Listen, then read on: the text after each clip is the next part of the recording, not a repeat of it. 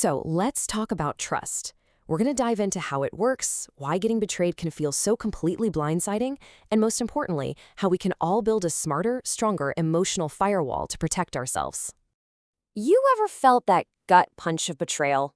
It feels a lot like this, doesn't it? A sudden, jarring error message from your heart. Access denied. You thought you had a secure connection, but nope. You've been blocked from the truth. In this explainer, we're going to talk about building an emotional firewall, not to block everyone out, but to learn how to scan for threats and grant access intelligently. Let's start with the fundamental challenge we all face, because really, life is a constant balancing act when it comes to trust. It's a real tightrope walk.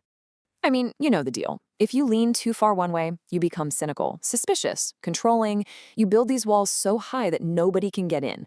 But if you lean too far the other way, well, then you're seen as naive, gullible, vulnerable, basically an open door for anyone to take advantage of you. Finding that sweet spot in the middle, that's the goal. But man, it is tough. And look, this isn't just some abstract idea.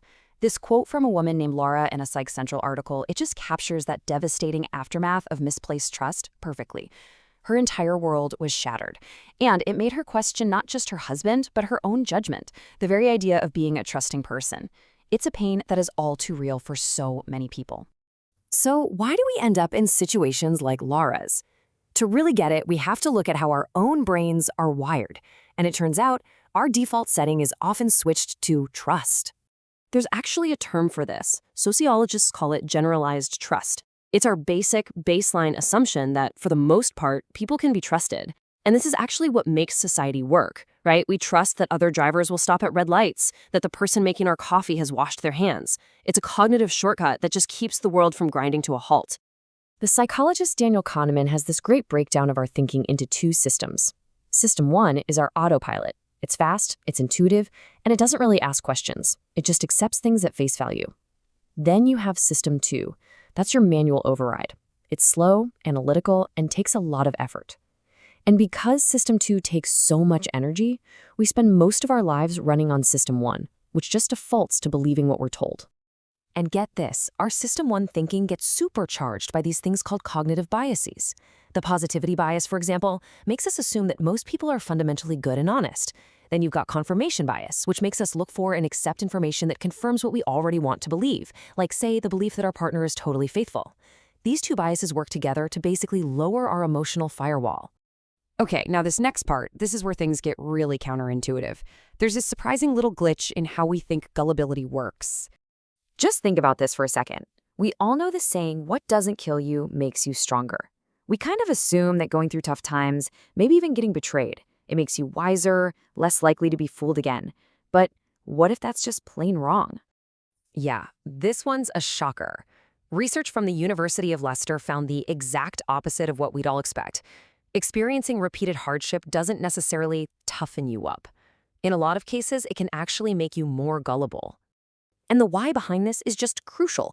It has nothing to do with intelligence. It's all about losing faith in your own instincts. Think about it. When life keeps telling you that your judgment was wrong, you stop trusting yourself.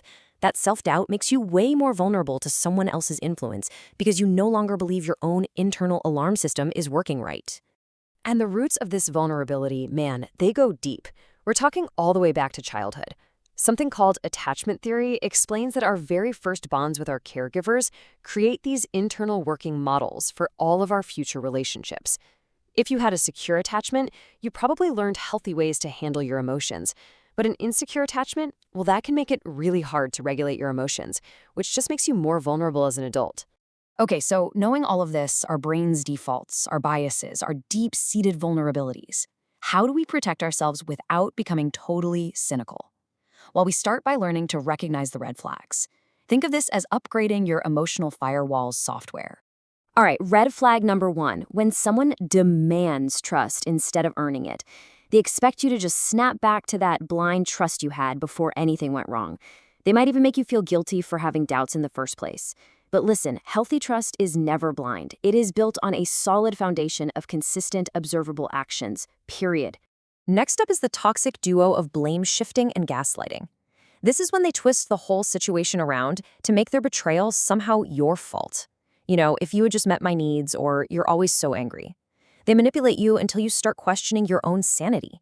And definitely watch out for them wanting a pat on the back for being honest after they got caught. Honesty is the bare minimum, my friends, not some heroic act. This right here, this is a classic gaslighting phrase. It is designed to completely shut down the conversation and put you on the defensive for reacting to a problem that they created. If you hear this, a major, major red flag should be waving. And finally, pay close attention to the disconnect. Real change is so much more than words. They might say all the right things, go to therapy, read the books, but if their behavior doesn't actually change and you don't feel any genuine shift in their empathy or remorse, they're just going through the motions. Trust your gut. Your body often knows when there's a disconnect that your mind is trying to explain away. And all of this brings us to the most empowering concept of all. The goal isn't to stop trusting. The goal is to move from a vulnerable state of blind trust to a strong, resilient state of earned trust.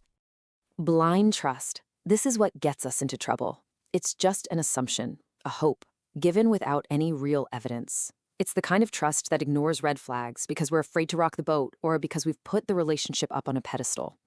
It's basically a system with no firewall. Earned trust, on the other hand, this is the gold standard. It isn't just given away, it is built brick by brick through consistent and transparent actions over time. It demands accountability. It's a secure, encrypted connection that's built on real-world data, not just hope. And this brings us back to Laura from the beginning. Her story didn't end with betrayal. It ended with empowerment. She rebuilt her life by learning to trust the one person she'd been ignoring, herself. She learned to trust her gut, set boundaries, and speak up for what she needed. Now that is what building a real emotional firewall looks like. So I'll leave you with this to think about. What's the status of your emotional firewall? Is it just running on default settings, kind of vulnerable to attack? Or have you actively configured it to recognize threats, to require evidence, and to build strong, earned connections based on reality?